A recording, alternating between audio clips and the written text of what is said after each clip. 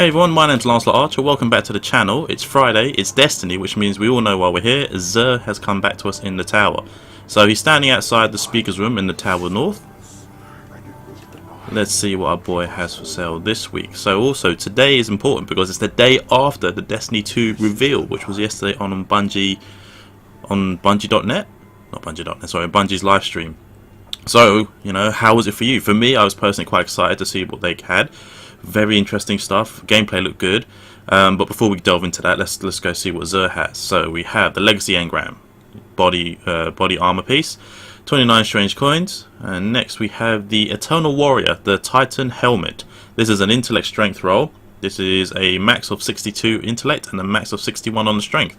Its perk is gain unstoppable for Fist of Havoc.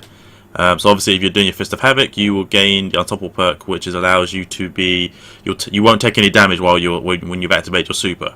So you'll get that for free. So it's not a bad one to have. Don't really see many people using it. There are other Titan exotic people use. I see them mainly using either Twilight Garrison or the Armatarium, the chest piece which allows you to hold 2 nades. So I see most people running that, but yeah. So like, this is not a bad rolled helmet. Obviously, it just depends on how much people use it. If you want to use it for your tier 12 build. But there you go, that's that one there for 13 strange coins. Next, we have the SkyBurner's Annex. Now, there is a Titan version of this as well. This is the Hunter one. This is a purely intellect roll. It's maxing out at 91. So the perk for this one is chance to create orbs on heavy weapon kills. With a full super, orbs may grant special ammo. So this is more for heavy and orb regen. So this is a weird helmet. I don't think I've ever seen anyone use it. I've had it on my Hunter, my brother who mains a Hunter, and my friend Lynchbox 100 who mains a Hunter. They have it. Even my other colleague Muffin, they all run Hunters. They do not like this helmet at all. It's not a beneficial helmet in any way. I mean, even for orb genning, it's on a chance. So, and the roll on this one isn't particularly very good. What's it saying on the tier 12 build? Oh wow, it is a really bad roll. It's, according to the tier 12 percentile, it's 78%. That's probably the lowest I've ever seen a piercer gear drop, especially with Zer selling it. So in this instance, you'd want to, if you were to pick this up and you do have a use for it, you might want to pick up some glass needles and re-roll it for a much higher stat roll. Right, next we have for the Warlock, the Heart of the Praxic Fire. This is a chest piece. It is rocking a discipline roll at 101 to max 126. This is not a very good roll, especially if you're running as a solo stat, especially like a solo discipline or intellectual strength of that nature. Its perk is, when Radiance is active, increase agility and decrease ability cooldown. So this is purely for the Sunsinger. So obviously when you res, your cooldown is a lot slower and your abilities regen quicker, but your radiance is longer. Is also longer. So I used to use this back in, oh god, when did this piece drop? Year 1, I believe it dropped in. I think it was year 1. So this has been around for a while. It was a good chess piece for Sunsingers. It actually made a lot of sense for us to use if you were obviously one of those who offensively used his Warlock in Sunsinger. So when trials hit, I would run this from time to time just because my range would increase longer, and obviously I could spam nades quicker, so I'd pop 2 nades and spam them quickly as I could. This is not a bad one. I would like the SkyBurner's Annex. I would buy some glass needles and re-roll this for a better percentile roll. It is rocking in at 83%.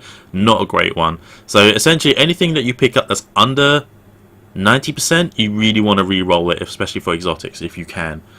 Just because exotics being really the only the only armor that we get that allows us to actually re-roll it for something better for you to help build into your tier 12. You should need to.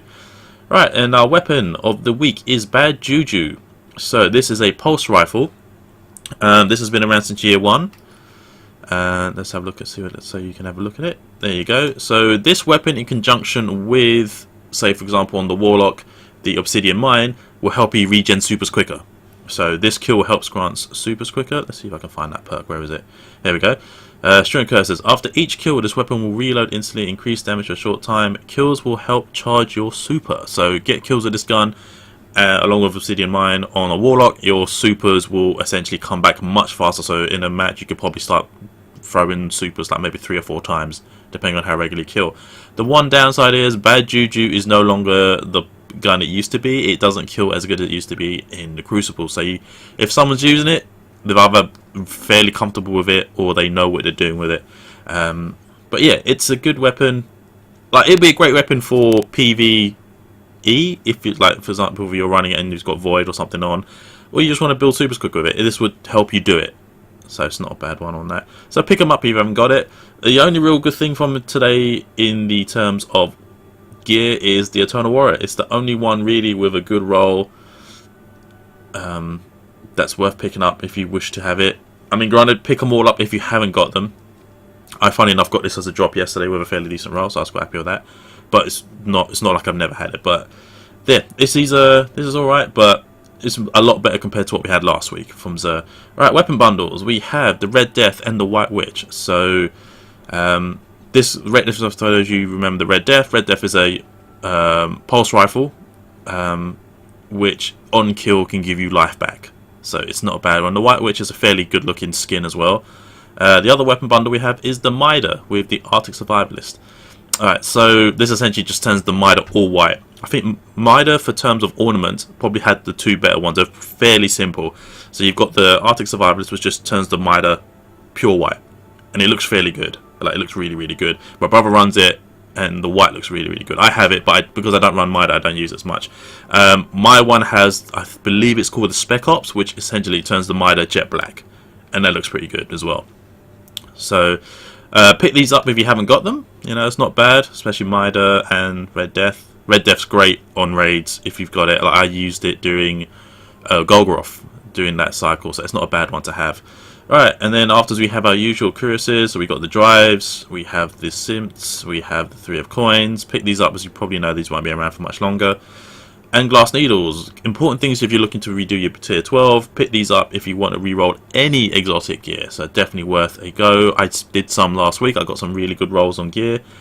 I might have to do some more to this week, because I need to redo some more of my hunter and so forth. But anyway, obviously we then got the exotic shards and your motes of light. So that is it for Xur this week. So it's a fairly mediocre choice of gear. 2 fairly badly rolled ones.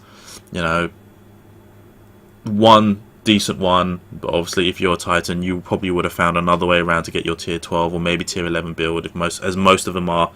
But yeah, that's it for Xur this week. So also don't forget to like and share and subscribe to the channel. All free, of course, to do. Hopefully I will see you all in the next video.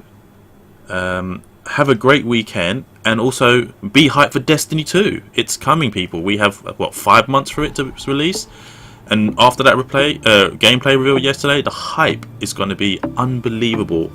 Anyway, take care, have a great one, and I'll see you later. Bye.